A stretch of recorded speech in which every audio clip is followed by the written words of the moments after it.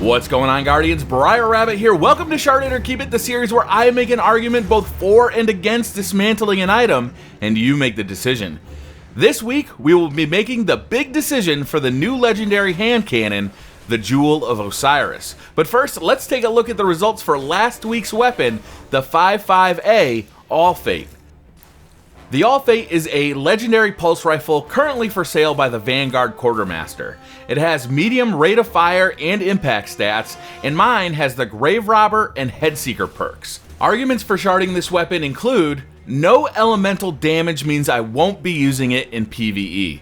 With the abundance of weapons that do have elemental damage available from raids, Prison of Elders, and the Trials of Osiris, there's really no need to use kinetic weapons for PvE.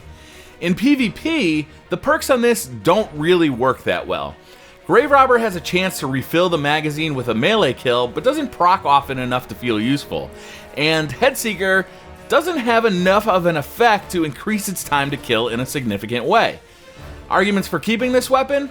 The gun is good. Spending some motes of light on a reroll could make it a performer in PvP. Adding some stability perks can make this a headshot machine. So was potential enough to keep this pulse rifle around? Once the arguments were made, I left it up to you to make the decision, and once again, the comments were amazing. Chedska said shard.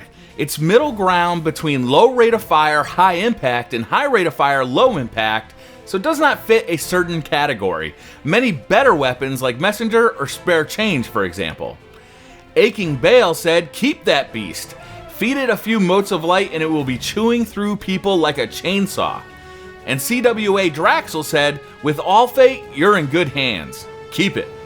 In the end, with 119 votes for Keep It and only 88 votes for Shard It, the ALLFATE keeps its place in the vault. The Jewel of Osiris is a legendary hand cannon that can be earned as a reward in the Trials of Osiris. It comes in two flavors, normal with kinetic damage and adept with an elemental damage type. This version is the kinetic damage version.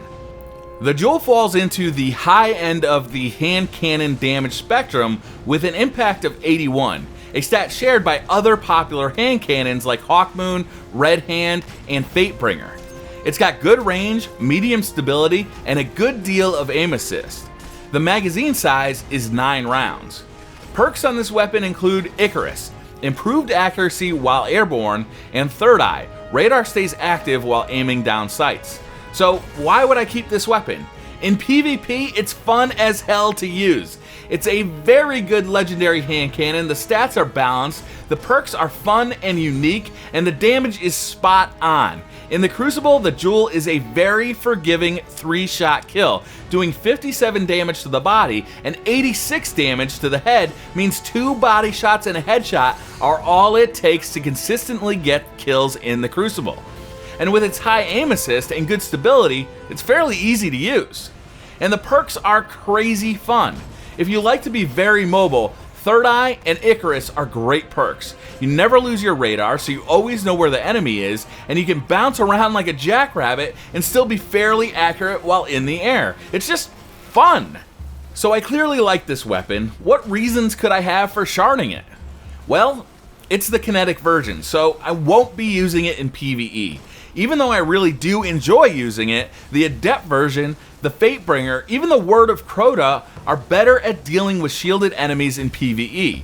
Also, 9 rounds in the magazine isn't awful, but I'd rather have more to keep those DPS numbers up. Basically, to spend more time firing and less time reloading. It's not that it's bad for PvE, it's just that elemental damage primaries are so much better. In PvP, there are some issues as well. While it certainly is a fun gun to use, it by no means holds up when compared to the holy trinity of exotic hand cannons. It just can't match the DPS numbers of the Last Word, Thorn, or Hawkmoon. In a fair fight, with all things being equal, you will lose to these weapons, period. And then there's the perks. Don't get me wrong, I love these perks, they are very fun to use. But are they the best perks to have on a legendary hand cannon? Probably not. In all fairness, there is arguably a better hand cannon for sale in the tower right now.